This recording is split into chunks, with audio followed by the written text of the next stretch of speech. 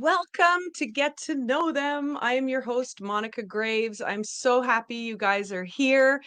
This is a show where every week I want to inspire you with real life stories shared by some of my most favorite people. And today is an especially favorite person. I have Steve Eggers on the show today. I cannot wait to introduce you to him.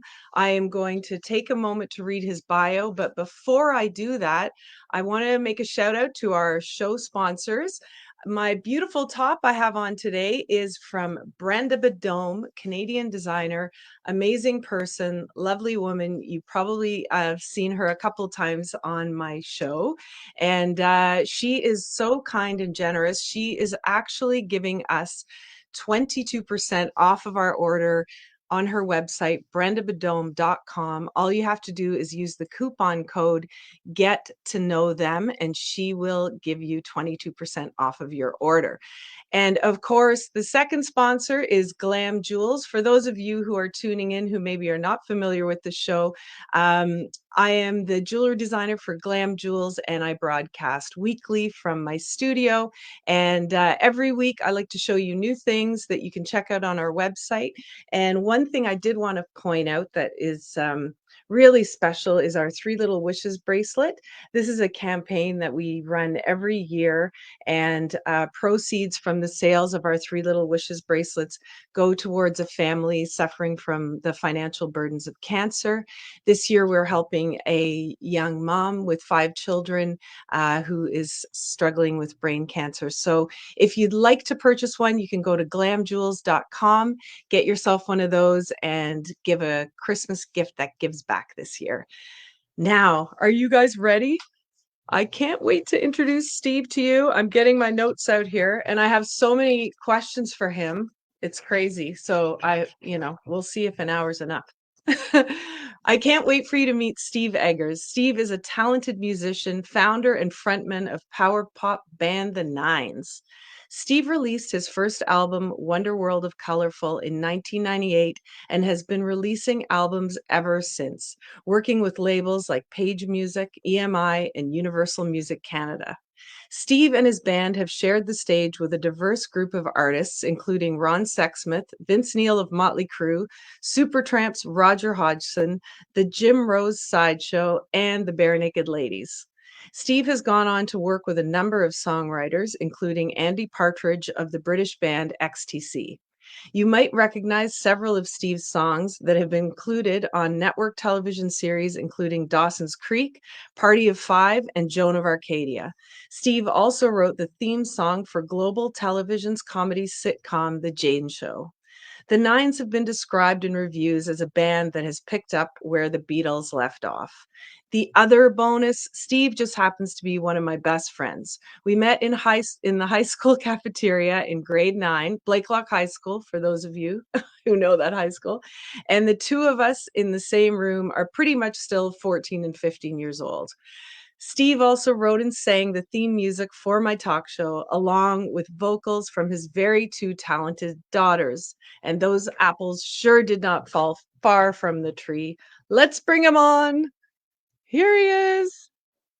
Yes, Hey, Steve. Moni. I'm so happy to see you. Oh my God, I'm so happy to see you too. This is awesome. This is This awesome. is, I know, it's amazing. High school reunion almost. I know. And I'm really happy you said yes to the interview because I think I was telling you beforehand. I was doing this show weekly. I took a break from summer, which extended itself a little longer. And today I was like nervous. I'm thinking, am I gonna remember like what to say, how to intro? So having you here, I'm immediately comforted now. Hey, this is to me, like I said, I feel the same way. It's like, well, I'm with somebody I've known for, I don't even want to say how many years. Like I've known you for a long time. So it's great. I mean, so It nice that is. the fact that we still are friends this long, it blows my mind. Yeah, yeah. It's so great. So, Steve, my first question for every guest is what did little Steve want to be when he grew up? I don't even think I know this. Yeah, I don't think you do either. And we've talked about a lot of things over the years, right? Yeah. And I don't even know if I know this. That's the sad part. But I actually probably always had a love of music. I always thought I would be in music or television and stuff like that. So I always liked entertainment ever since I was a Yeah. little kid. So I'd say in many ways I was able to kind of do what I want to do. So that's fun.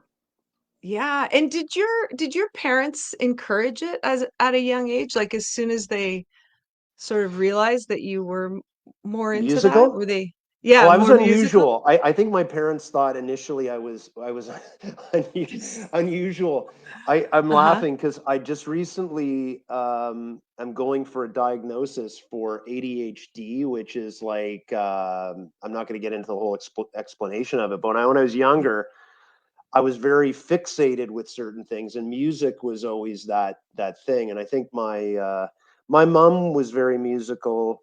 My dad played piano, so they were always a supporter of that for sure. They always kind of um, my mom in particular pushed me into kind of more classical singing as a kid, like choir Yeah. boy stuff. Not necessarily Right. rock and roll feeling, but but I did Yeah. do a lot of that as a little kid. So I sang kind of as a choir boy in a more classical setting when I was a little kid. So, and she was Okay. instrumental for pushing me along on that front. Wow.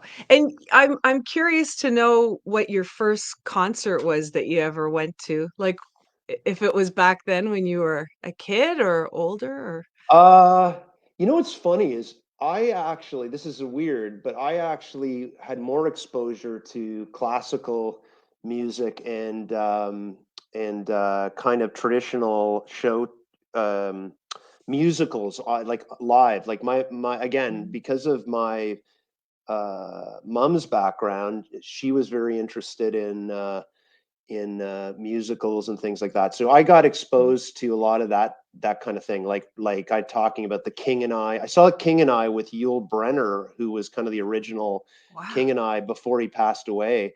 I got to see that, and my grandparents on my dad's side also used to take me to ballet concerts, like classical, Swan Lake and all this stuff. I know that's not again rock and roll, but the first kind of rock Yeah. concert I saw would have been probably the biggest one would have been Bowie. I saw Bowie in '83, Yeah. and that was mind blowing because I was a big David Bowie fan. So Wow. Do you remember where that was? What the venue was? yeah, what's so funny is I was at typical '70s, 70s or '80s kids. I Yeah. was at in Toronto. They have this big thing for people. It's the CNE, which is like the Canadian National Exhibition. They have like they have all the big amusement park stuff, and they had a music venue there, and we were there, and someone was scalping tickets, and I was only about 15, and me and my friend got the tickets, paid for them, and went in a spur of the moment. We hadn't even we Wow. we hadn't planned it. Went in, saw the show, was blown away. I was like one of my favorite concerts, still is. Oh, that's Yeah, amazing. Well, this is a good segue, the Bowie thing, because yes. Bowie's yeah, always a good segue. Bowie, Bowie's such a good segue. Yes. oh By the way, an amazing new doc out, about him. I don't know yes. if you've seen it. I have Yeah. not seen it. Other people Yeah. have seen it, and they've told me it's out of control. And I said to my daughter the other night, I might try to take her because it's still showing in limited release out in Toronto. So, Yeah, yeah, it's incredible. So, I wanted to go back to high school. I know a lot of people viewing or listening right now are from our high school because it was so cool. oh yeah, it Good was the old Blake coolest. Clock. It was the coolest. And oftentimes when you and I talk, we talk about how like it was actually like living in a John Hughes movie. Like we had Oh all yeah, those characters and there was all that kind of magic and there was cliques.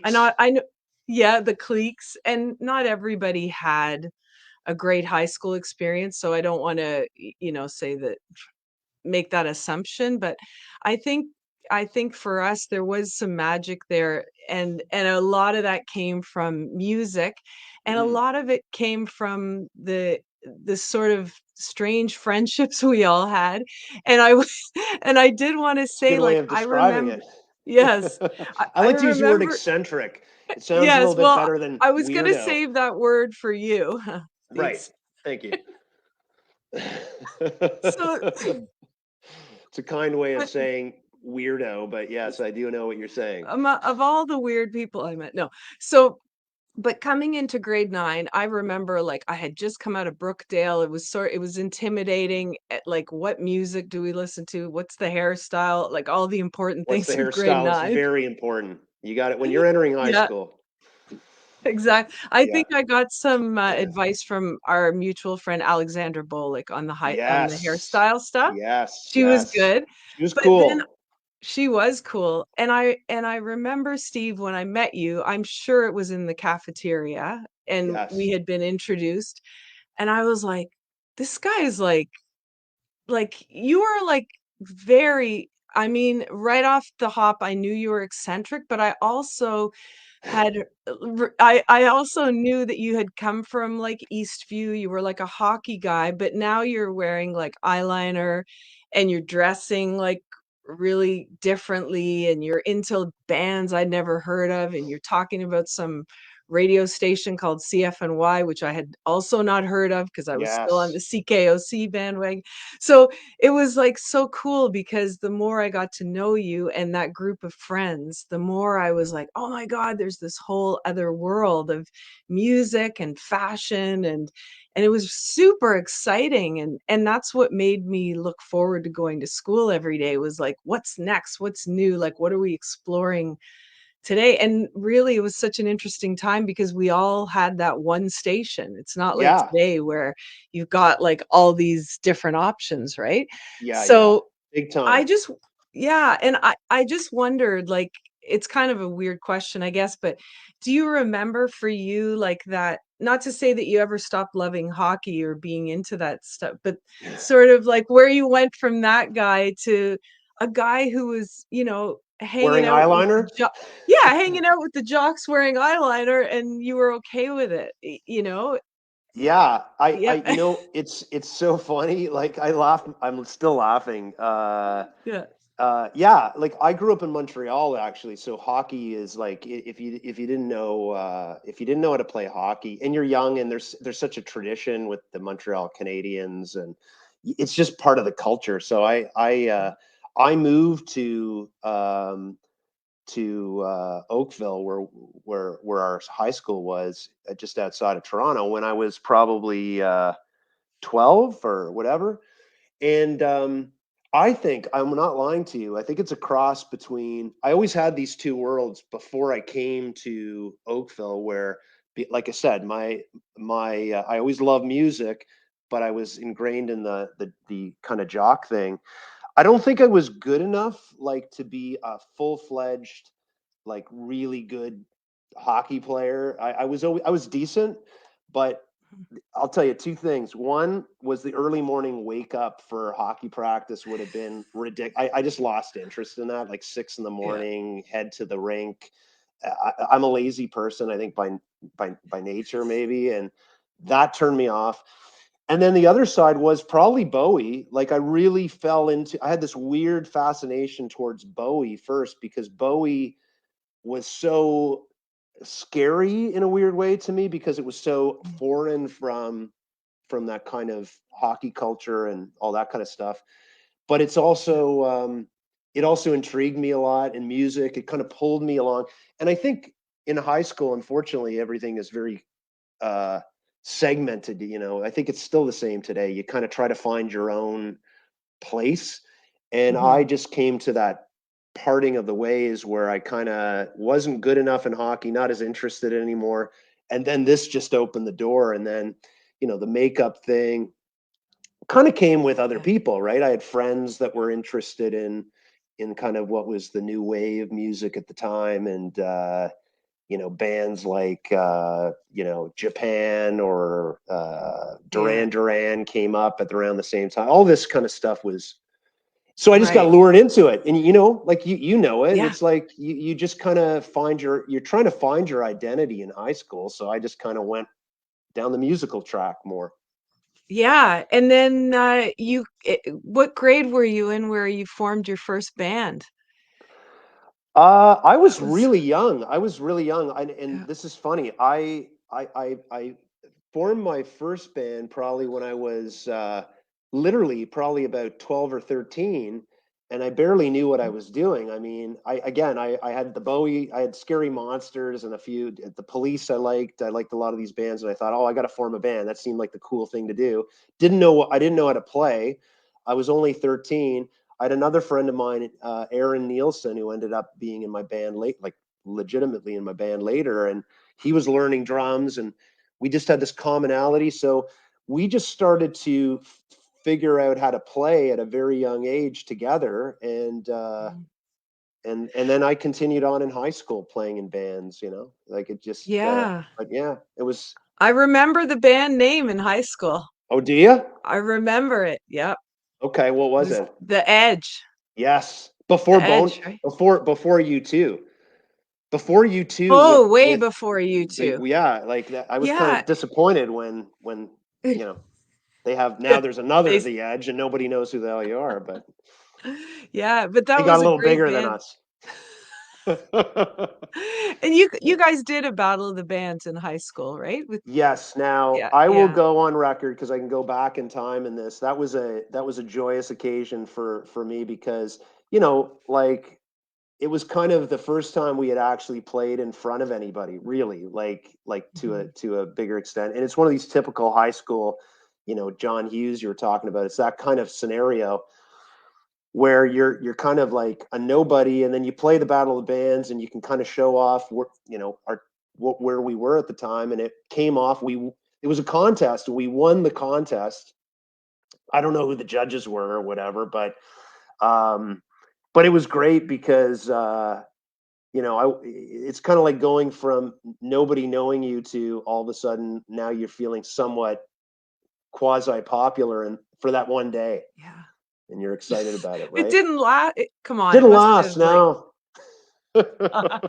No, it didn't last. It's kind of what? sad, but I think I went out with this girl around the same time. I'm not going to mention any names, but I do remember like Yeah. leveraging that to say, "Oh, you're in my drama class. Yes, I won the Battle of the Bands last night. Perhaps we can go out for a dinner." Oh my Didn't know God, what I that's was so doing. fun. Probably I was just kind of like, but yeah, Yeah. yeah, it was fun. It's kind of like winning the football game, right? And you're the quarterback on the team, and then everybody's Yeah. there and they jump up and down. It's like you've seen those in these movies. This was winning the Battle of the Bands, and my memory's Yeah. probably better than it actually was, and I'm living in that memory. Yeah, exactly. That every day. Oh, No, every but day. you've done so much since then. I mean, Mm. so when you left high school, you did the university thing. Yes, I did. Were you writing music during that time? Were you thinking about the nines then, or Yeah, when did the nines come together? When did that? yeah. So I had friend like I said, I had the one friend of mine, Aaron Nielsen, who I knew, and he was interesting guy who I met when I was really young. He came from Texas. I thought that was cool. He had a little Mhm. bit of an accent. I thought that was cool, and he was good. He was a talented talented guy. He picked up drums, didn't know what he was doing. I had all these people who I didn't even know. I just took friends and said, "Hey, you're the drummer." And a few of them went through and didn't really know how to play anything because they didn't know what they're doing. He just kind of took it up and could play. Um, so I had him all the way through high school. He was in my band as the drummer, and then I had different guitar players. But I had a good friendship with another guy, Andy Webb, who was always kind of another friend of mine who I knew equally back to when I was about 13. And then finally, when we graduated out of high school and I was going to university, I kind of brought those two people, kind of connected the dots. They knew each other and stuff, but we just decided, hey, well, Andy had just learned guitar and he knew how to play piano, Yeah. and we just kind of came together, and that was kind of the beginning of the band, really, Yeah. of the nines. Okay, I have to say it because I just have to. I want everybody to know I had 5 minutes in the band myself. Yes, you did. Yes, you did. And what instrument did you Yeah, play? tambourine. Of And I course. had and I had to I remember going over to your house and you're like, we got to practice. And you were so like you were awesome. You were so serious. Like you had us all down there like learning the parts and that like you were not messing around, man. And then you Yeah. were playing, it was the Peace Festival. That was the Yes. gig. Yes. Yeah, Yeah. yeah, We had a yeah. big peace festival at like the local park in here, and Yeah. it was actually a big event. Like there was quite a few people. Like it was a big outdoor concert thing. Yeah. We hadn't played. I think we had another guy. We had different people. We had the two Andy, Aaron. I had a guy Dave Heaton, who was a good friend of mine, and then we had you. And I was actually influenced, to be honest with you, with by the Pursuit of Happiness, which was Yes. a band that I really liked at the time. Who I ended up getting to know a lot of these guys later on. I got to know them in my life, but Right. at the time, I just liked their album, and I thought I love the idea of, having a female in the band. It's a bit like the Archies. It's a bit like Yeah. cool. And so yeah, Yeah. you played that show. You played that show. That was fun. Yeah. Oh, that was so much fun. It was very exciting to do that. Yeah. That was And awesome.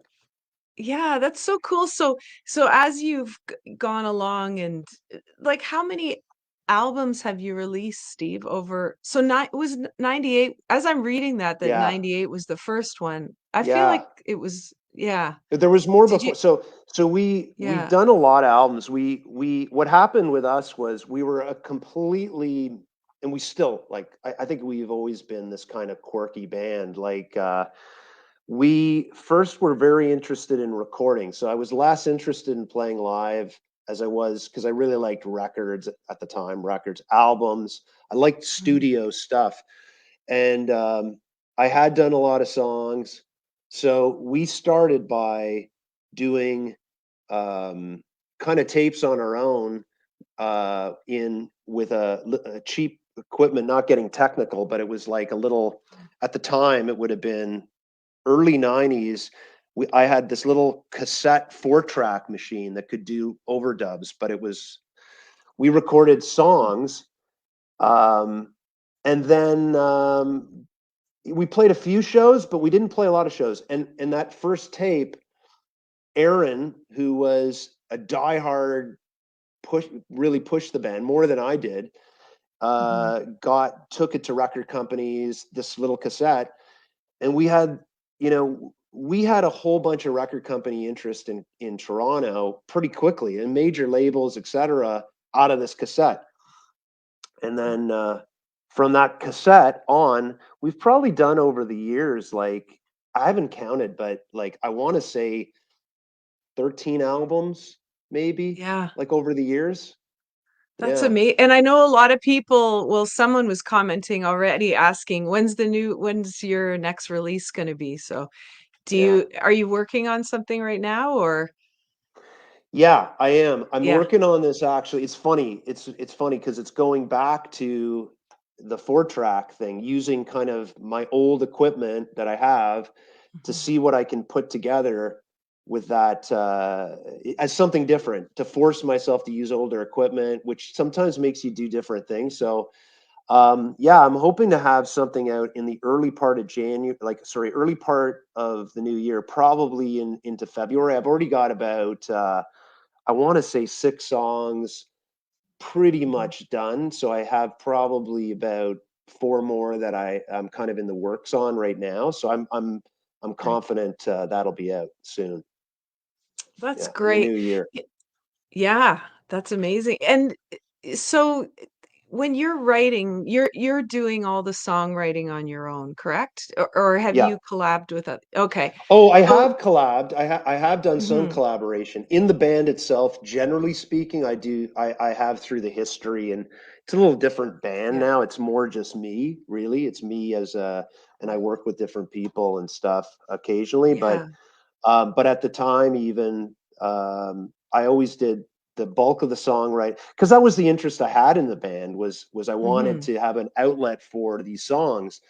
Um, so I always have, but I have done collaboration kind of later on in with other people for sure. Okay. So where do you draw your inspiration from for your songwriting?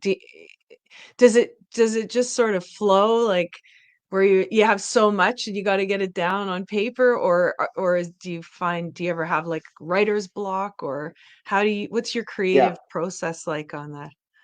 Well, like I said, I think again, having this diagnosis, that I'm going for I hate to bring up the ADHD thing, but No, it it's does, okay. it does make sense because part of the issue with, that neurological issue is that you fixate on the things that you love, and then some things go by the wayside, but the things that you love, you fixate. And I think I was fixated on kind of trying to get close to the people who I truly admired as songwriters. Like they were the inspiration, and that is everyone from, it changes all the time, but probably first would have been Bowie, then it was McCartney, Beatles, Jeff Lynne, ELO, whatever I like at the time. Like I it could be new stuff too. I listen to a lot of new indie music now, and if there's, I take whatever I like. I get, if I really like it, I get like inspired to kind of try to top what I liked, or at least get close to it. Yeah, I don't think I've ever topped it, but I've tried to get as close as I could to the song structure that's in my head. And I do. And to your point, right. I'm very much, I'm not disciplined. I've met so many musicians over the years who I was fans of. Luckily, I'm fortunate to have had that opportunity, and I find with most of these guys, there's a lot of perfectionism and a lot of musicianship that I don't think I have. Like I don't have these technical perfection, whether it's recording, whether it's knowing my instrument. I don't have any of that. I have pure drive to just get to the sound that I want to get to, however means I get to it. Yeah, that's amazing. Yeah, And it's and the weird. and would you say the same for the lyrics? Like where do I'm they not come as good at from? lyrics. Like I think that's also because, I've tried to get better at lyrics because lyrics have always been secondary. Like not because I think they should be secondary. Most of the artists that I think are amazing. In fact, my spouse, it's funny, and she's been on your show before. Yeah. Um, she's she's a lyric person, and it's so funny because I gravitate towards musical ideas, and she's more of a lyrics appreciator of lyrics. And Mhm. so I feel I have to up my game just because I feel like she's not going to listen to my music, or she doesn't. It just, Oh, that's what she likes, and I have to get better at yeah. that. That's something I'm working on. So Yeah. Oh, that's great. Well, and I think it's wonderful. You're being very humble, but it's wonderful that you're ever evolving, right? Like you're not sort of stuck in one area. And also knowing you personally, like you have such a vast your taste in music goes anywhere from like Jerry Rafferty to friggin' Led Zeppelin. Like yeah, you're all over the place. So I could imagine sometimes it would also be hard to sort of choose what to or do? stick.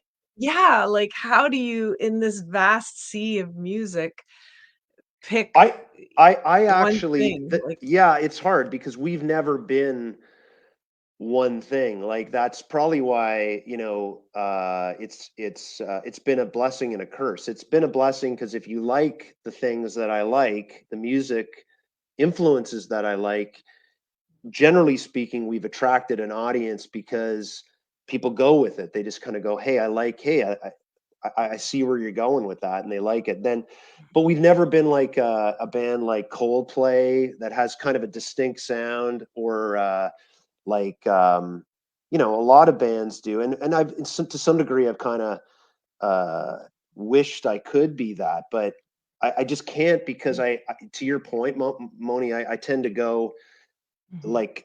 like a bit of a squirrel. The nuts over here, so I'm going to go Yeah. over here. I'm going to go over here, and I have trouble letting go of where I uh, letting go of that. Like I did an album with Bill Majoris, a friend of mine and yours, who you know as Yeah. well, a few years ago, and it was more of a heavy album. Like it had more like a punk feel to it, like a punk kind Hmm. of feel, which is not really my usual thing, but I just got so enraptured by going back to, because I like that music. So you just Yeah. do you do that, and you just follow your own muse, I guess, right? I like it, and it also like as you're explaining this, like it just sounds like such an exploration, right? Like you Yeah, just go it's your own into world.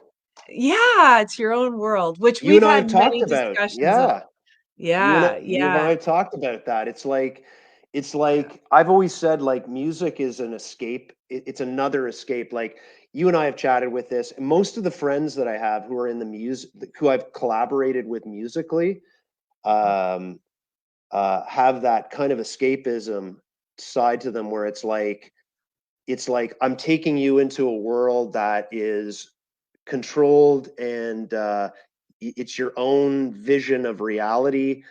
Um, that's a bit escapist in a way.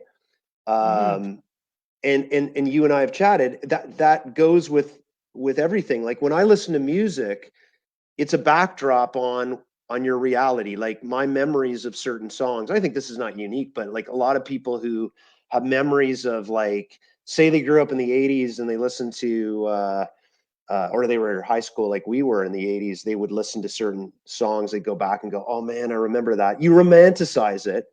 I try Yes. to romanticize while I'm writing what I want to give people. It's like Yeah. It's so romanticize it. powerful. Like there's a song, it's so silly. There's a song called Walk Out to Winter, Aztec Yeah, Camera, which of course you know.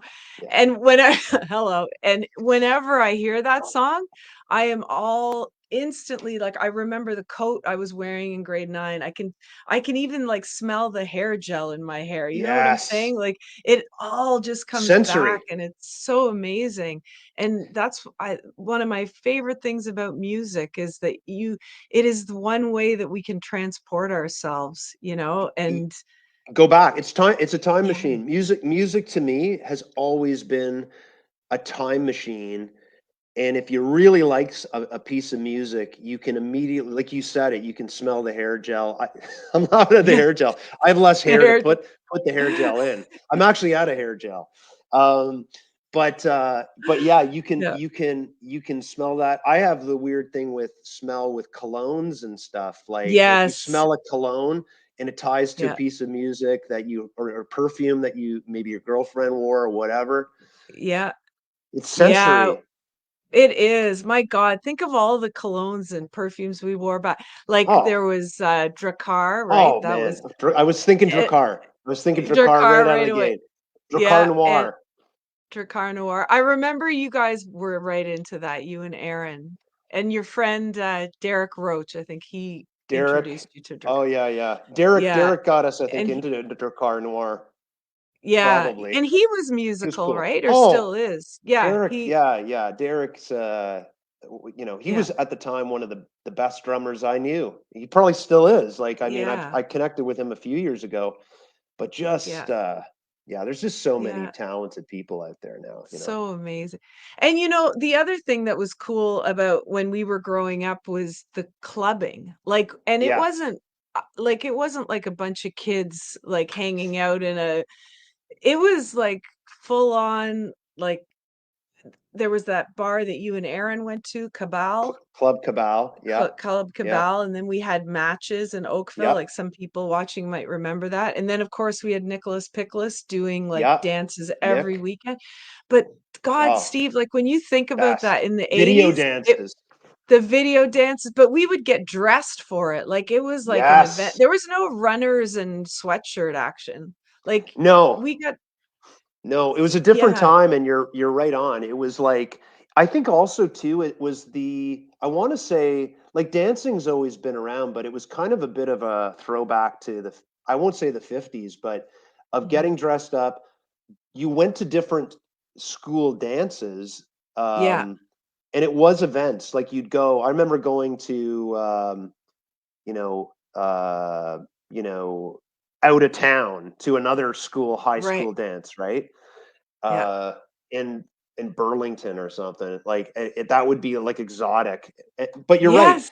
We went to those, and then even clubs like downtown Toronto. I remember, in hindsight, I think, it was a looser time with parenting, because we were Yes. like, I was going to bars at 17 and Yeah. dancing and open Yeah, they season. never check. No cell Yeah. phones, nobody checking in. It was just, I'm in Toronto. No, it was totally open season. I have to share a memory of you and I and our friend Sally going to the Pine Room in Yeah, Oakville for a dance, a big video yeah, dance, and we were all dressed up. And you had, I think you were diving deep into the Saturday Night Fever at the time, yeah, and you had the white jacket on, and Sally and we had made like our own mini skirts, and we were wearing like the oversized sweaters with the big hoop earrings. That was the look then. And yes, you had yes, us on either arm, and we were all laughing, and all as soon as we walked in, you did the slide on your knees like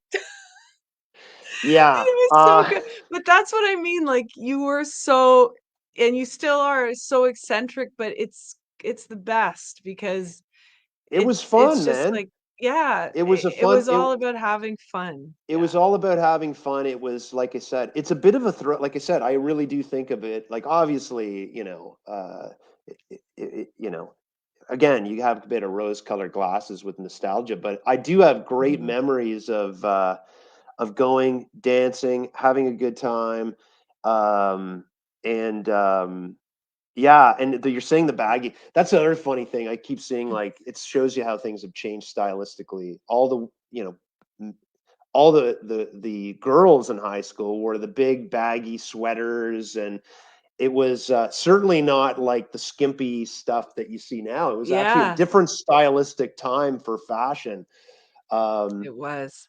Yeah. yeah, but great times, great Yeah, times. such good times. So you did a lot of touring with your band, which I remember coming to see Yeah, you play live quite a bit.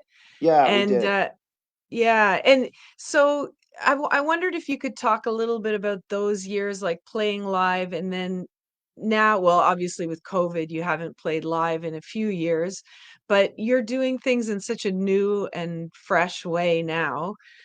Yeah, Yeah, I just that evolution is Well, it's interesting. weird because, like I said, that's the weird side of our band. I don't know if it's just because we had a well, I know personally I had a difficulty focusing on all the elements. So I got really deep into recording, writing songs, and we started getting some success on that. So the natural impetus is like, okay, well, I'll go down that road. Um, but we did play some live shows. I actually think I played some live shows with the Initial Nines, which again was like Aaron and Andy and myself on the first, like, Mhm. and then when I had another, Andy left, Aaron left probably 2 years in, like, not, well, we started say in '91. They were. They ended up moving on. Although I still did music stuff with them, but they left officially, I guess, in the end of the '90s, early 2000s, I Mhm. think, or end of the '90s. And then I had a band that was a bigger band that reproduced more of the sound of that were on our records. Like I had a four-piece band that and all the vocals, and we toured more with that, like that band. Okay. And we did some touring we did touring down the East Coast of the US. We toured down in out the West Coast. We played in Los Angeles, went up to San Francisco and played along the way there a couple times in a row. And then you're right, played in Canada too. That was more the live incarnation of the band. But as you get older, it's a tough gig. I mean, it's also in Canada in general, musicians, it's not like, unless there's a bit of, and I don't deny people who've been tremendously successful because I think it's a lot of work. Mhm. Um, but we ended up just, you get older and then we just did less and less of it. And then I just became predominantly just a recording outfit that recorded, but Yeah. luckily had fans, like had people who would buy Yeah. albums. I still do. I consider that to be very fortunate.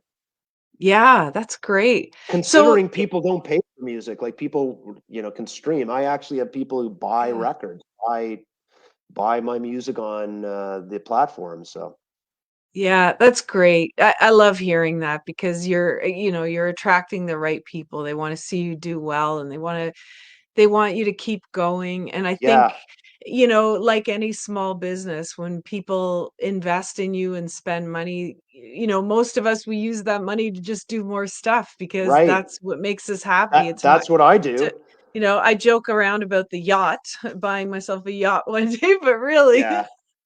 you just want more materials and you want to be able, like you want to be able to record more, put more things out into the world. Like That is that's, it. That is 100%. And I will say yeah. I have been very fortunate to have that and have also people, in the industry, considering like I'm not Mhm. doing all this stuff, and I'm in my 50s now, so it's not like I don't have delusions of grandeur here that I'm going to be the next um, whoever's top of the charts nowadays.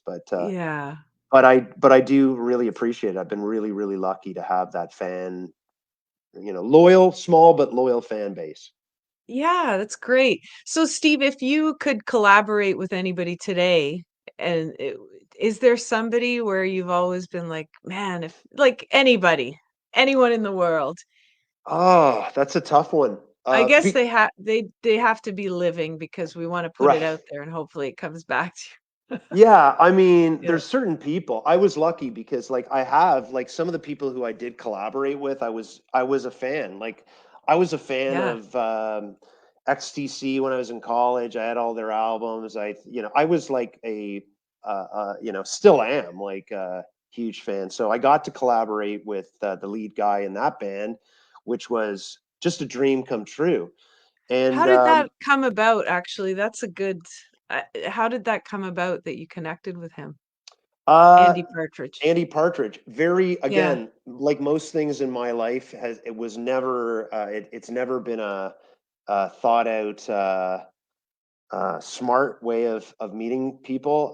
But just through, I think how it happened, and this is my guess, is because I haven't fully nailed that down, but I think a lot of the XTC fans, not a lot, but some of the XTC fans were aware of the music we were doing and saw kind of some similarities at the time. Mm. And that, and also Andy was launching a record label in England, his own record label, and so he was looking for new artists, and he reached out. Um, he had gotten he had got a CD, a CD, one of our CDs, Mhm. and he reached out to me on a answering machine. He called my house, and literally, like, I was coming home at the time, and it was like it was just like typical day, like our furnace had busted and everything else. And I thought it was the furnace guy on the phone, and he was like charming in. And then I played it back, and it was like, oh, this is Andy Partridge calling from England. I'd like to talk to Steve Eggers and blah, blah, blah. And he gave me his phone number. And then that was kind of how we connected. So it was, Amazing. How did you yeah. feel? That must have been quite Oh, something, eh? I was I Holy was over the shit. moon. I didn't know what to do. Yeah. I think I taped it initially because I was like I was showing people like I'm legit. Like Yeah. this guy wants to do stuff. I didn't even think at the time I would be writing with the guy because initially it was just he wanted to see if I wanted to be on the label, and Yeah. we just ended up having multiple phone calls. I got to be a fan, like ask him fanboy questions and like ask them everything, and Yeah. then you just become friends, right? Like kind of friends, Yeah. like you get to know a person, and then he said, hey, what do you think about maybe writing a song together? And I said, like, yeah, that'd be for sure, I'll do that. so Yeah. so we just kind of went there, and I try to keep in touch with him, be like he's a very um uh quiet person. Like I think he's very Mhm. private now, so I'm honored to have that opportunity. Yeah. That's for sure. great. Wow. And you well, he's not the only one, right? You've No, collaborated with other yeah, I lucked out. Like, there's been so many. We yeah, got to play with Roger Hodgson. I was a huge Supertramp fan, and this is the guy that's written, you know, Logical Song and Take the mhm, Long Way Home, and like huge yeah, hits, like mega hits. And he played yeah. my piano. We did this. We did a showcase for the record company we were on at the time, and he was there, and he said, hey, can they said, hey, can he use your piano? And we hung out with him, and so I got to kind of hang Oh, with him. Yeah. So, y and a lot of other musicians who I was like lesser known maybe, but huge musicians. Like, I got to work with this guy Jason Faulkner, who I'm still in touch with, and he had just come yeah. off working with Paul McCartney on his album, Wow. like one on one with Paul Oh, McCartney. And I remember just sitting on the phone and we're chatting, and I was happy to work with him, not just Paul, but with Jason, because mhm, I thought he was so talented.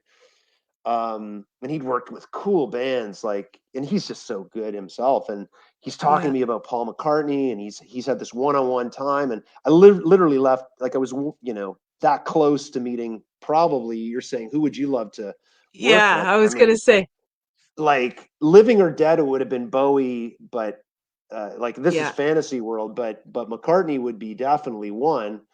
Mhm, um just because, he's, to yeah, me, one of the greatest, if not the greatest, songwriter in pop music, right? yeah. So yeah, so I had that chance to get close to these people.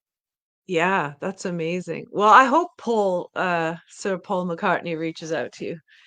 He I hope should. so. Hey, listen, who knows? Who knows? Like I said, Yeah, I here's a great example. Okay, I was yeah. literally in my backyard, and I had Sirius Radio at the time. And this is not me, it's not name dropping. It really isn't. But like last summer, I think it was, or it was the summer before, I happened to be Yeah. listening to the radio, and Bruce Springsteen was on Sirius, and he was introducing our band. I'm just listening to the station, Wow. and he introduced our band, like, this is a band from Oakville, Ontario. And I'm like, with his voice, like the familiar Bruce Springsteen Yeah. voice, he goes, this is a song. And he talked about who was in the band. And I just literally pissed my pants. I was like, where does this come from? Like, how does this happen? How Like, does that even happen? I Yeah. don't know. I don't know. That's so I'm not crazy. sending, I actually it's ironic, because I've reached out to people who I know get radio play all the time and on Sirius, and Yeah. I'm like trying to get that happen. Nothing happens. Next thing Bruce Springsteen Wow. plays your song, and next thing you know, you've got people, interested Yeah. in you. He's got a lot of clout. Yes, he sure does. So, See, luck. that's so cool. Okay, so anybody who's watching this discussion right now, like this is the world we're living in right now. I mean, it's so powerful. You don't know who is going to hear you, who's going to see you, who's going to pick something up. And I think for No, you any don't. artist, it's sometimes you just feel so alone, and it's like, "Oh my God, okay, here I go again," like releasing a new song or making a new piece of art or whatever it is. And am I just doing this for myself? Does anybody even want to hear this or see this? But people do. Like, we got to remember that it's You got to good to put it keep out. putting it out. And Yeah, not you with can't a, stop. I actually think too, even regardless of your age, regardless of your popularity or whatever, I think the key thing is that you always do it for yourself. Like, you do the music for yourself, what Mhm. means something to you, and if it's instinctive and it has a passion in it, it's great to get it out there, because you're right, Monica. It's Mhm. art, right? Like, that's why Yeah. they say you're an artist, not a person who's like putting widgets into a machine, right? Yeah, yeah. You And never I know. think that's you never know, and I think that's one of the hardest lessons to learn sometimes, especially, if you wanna be in art, some sort of art form, to make money. Sometimes you'll go to what you think people want instead Right. of what you're But you can't do that because No, it always makes it always comes back to you're either gonna do it, maybe you'll be successful, but there's a misery associated with that, like, that's right. and That's right. yeah, It's authenticity. yeah, So I do yeah. think like authenticity comes out if you have a passion and a joy in what you're doing, people on the other end like it. I went through years of you talked about me being a drill sergeant with you and the band when I I first don't think started. I used the word drill sergeant, Well, did I? Yeah. I was very driven. You Um yeah, you knew what you wanted, that I knew what I yeah. wanted, but the irony is that anytime I've it's funny, like anytime if you just do what you like to do and you put it out there, usually if it's I mean, I'm not trying to say I don't think it's good or bad, but if it resonates as something that is authentic, you never know who gets it in their hands or who likes it. Mhm. And I've never I'm the worst. I mean, that's part of my probably issue is I've never been somebody who's like a business person on that front. Um, but I've had the joy of the art talking to somebody who's Yeah. reached out to me. I've had a lot of those lucky things. Yes, and you can't be all things. You can't do, like, the business stuff plus the art stuff plus the it's impossible, It's but I impossible. think, when you think about it, like, we have, what, 8 billion people on the planet now?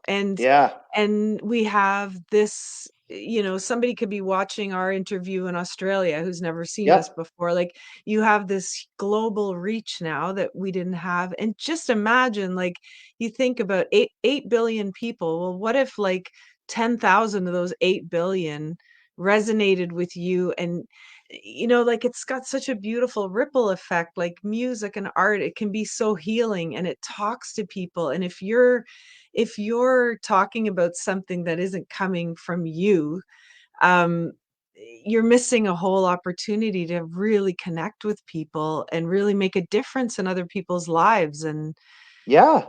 I that's mean, what I you love know it. about yeah, and You that's look what you're doing. Like like you said, your fan base is small, but it's not that small. no, it's I mean, You've got a no, nice fan base, and they've been but what I mean though, it is small, like relative to a lot of, but the thing is, yeah, like I said, anything that's happened to me, um, has been through word of mouth. And you can't yeah. have anybody talking about you if you don't have anything out there for them to stumble upon. Yes, exactly, that's right. Hey, you know what I wanted to ask you too? Yeah. What of all like, what's your instrument? Because 'Cause I've seen you play quite a few things, like, what is your Yeah. So probably the instrument I'm best at playing, although Uh-huh, like I said, I've played with some great musicians. And I'm not the best at it even, but is piano, like keyboards or whatever. That is probably the yeah, best instrument that I write mostly on that. But I can mhm, I play bass live, so I can play my own songs decently, and I play guitar enough to fake it. mhm, So the rest of the and drums, I do a little bit of that too, but like compared to some other people who I yeah, know who can play the instruments, I'm more of a songwriter. I think that's what I am. yeah, I'm a songwriter first, right, more okay, than and anything. were you ta did you take piano lessons as a kid, or is this all oh, you did? I did. I did. Okay, Initially, I yeah, took about I never finished them, but I took enough mhm. to get structurally able to kind of. And I don't. I'm not a really. I'd say I barely read music. I can barely Okay, I read was gonna read ask that too. I always no find that interesting, like, some of the most amazing musicians have no idea how to read music. no. It's all Yeah, by ear. Pretty much anything I do. yeah, And I that's my thing. I do have a decent ear. I do have an ear that can kind of pick up things like that. That's just probably just how you're born. Yeah, you have that. And if you have right. an interest, it'll perpetuate that, right? Yeah, yeah, exactly. Okay, so you've got something coming out hopefully beginning of next year, but I also Yeah. wanted to let folks know about you recorded some Christmas music as well. Yeah. Oh, there you go. That's Yeah. you know what? I Yes, never this even is so told. See, it cool. shows you I'm not a business person. I wouldn't be thinking that. Yeah, I did a Christmas album, a quasi Christmas album. It's an EP. I did that quite a few years ago, but Yeah, it's a nice little album that you can get on any of the streaming services. If you any of them, you'll find it on there. It's under the nines. It's called Winter, Snow, and Icicles. It's probably seasonally based, and yeah. enjoy it with your cup of eggnog. Oh, that's so nice, You Steve. know? So, what's the best way for people to like get you? Is it through the Bandcamp site or Yeah, the best yeah? one is yeah. Bandcamp is good. It's got quite a few of the records or albums. I have another site on Reverb Nation as well, but yeah, if you look under the nines under Bandcamp, I think it will pop up under powerpop or whatever. You'll see my name somewhere in there. Okay. That's great. And I'll put the link at the bottom of our interview Yeah, for that's a good people to look. starting point for sure. Yeah, that's amazing. I'm so happy that you Oh, came on today. That I was am so much too. fun. I Yeah, like I it's said, it's amazing. just like chatting with you, in high school. And I mean, we still chat, and Yeah, I'm lucky because also the one other thing I was going to say is the musicians, generally speaking, that I played with, especially the guys that I first started playing with in high school, and still talk to them every day. Talk to them every day. yeah, We've connect, because they're friends first, right? Like more right. musicians, musical friends, but we're old friends. So I'm Yeah, it's fortunate to great. have old friends. Yes, and I do have to say one thing that I love about our old friend group is how and I know Tracy, your spouse, has pointed Yeah. this out before too, is you'll come home, like maybe you and I'll go for a walk or something, and she'll say, "How's Monica? How's her family? How's this?" And it's like, "Well, we didn't talk about that." "Well, what do you mean?" And it's the same with all of us. Like we, as soon as we're together, we don't talk about our lives. We talk about Dreamlands. obscure dreamlands. Yeah. Imagine if the guy did this. Yeah, Yeah, yeah, all that yeah, kind of stuff. yeah. But you know Yeah, what? but I love That's that. the escape hatch. I've said to people, that's the like I'm lucky. I mean, you got to be careful. You don't want to be in that escape hatch too long to the point where you can't talk to other people about real things. Yeah, But it's a great. yeah, Yeah, I mean, I'll tell you, man, musicians, and I think your friends who you're talking about, they're all musicians. I do find in working with other musicians out there that we're all kind of the same. We're a bit in that space land, right? Which is yeah. good. I It's a love it. great place to be. You have to be there It to is. do this kind of stuff. Yeah, yeah, for sure. It's so good. And now we didn't get to talk much about, well, we didn't talk at all about Xanadu, but Oh, I could go on about Xanadu God, and We might have Olivia's to, passing. yeah, Just kills me. She was such a great little, great artist, yeah, and and Xanadu. Hey, Jeff Lynne, ELO. And John Farrar, who wrote all her stuff. Great yeah, album, yeah. And that underappreciated album, and movie. to and movie. I know it's a Yep. cult classic. I, You know, yeah, it's amazing. I mean, that movie was so much about that escapism too, oh, you know? it's It's just it's the I would do dream. anything to be able to roller skate through a wall and the wall just, the brick Yeah, wall opens up and and you're in California another and of that time was so cool. yeah, Like, it's a different era in yeah, LA at the time too, right? So you get all yeah. that yeah, great vibes, man. I could go yeah, we could have a podcast just on that. I know. So that's the other thing, Steve. I think you and I gotta talk about starting a podcast, you know, Yeah. I'd love based to. on yeah, Yeah, our I'd love to. generation is pretty amazing. Yeah. There's Yeah, a lot of people I think who yeah, there's great music, great cultural things that, yeah, every that need to generation is be good. I hate ex to say it, but ours is kind of the best. So Yeah, sure is. Oh, man. Well, thank you so much. I think I got all my questions answered, but we might have to awesome. do a part 2. Steve, I'm Anytime. gonna Thank you. I'm going to take you off the screen, but hang out back there. I'll be right with you. I'm just going to say goodbye to the peeps, and Awesome.